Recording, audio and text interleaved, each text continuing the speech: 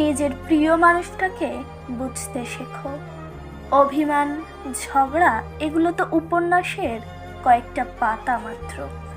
এত মস্ত বড় এক উপন্যাসে কয়েকটা পাতা সত্যিই কি মানুষটাকে চিনতে শেখায় নাকি বুঝতে শেখায়?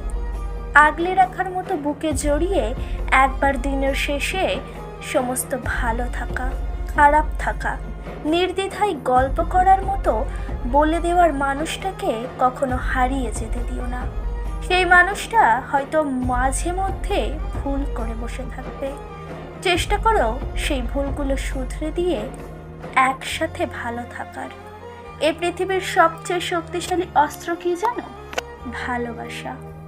নিজের একটা মানুষ হারিয়ে গেলে হয়তো মানুষ পাবে, কিন্তু নিজের সেই মানুষটাকে হয়তো আর কখনোই পাবে না।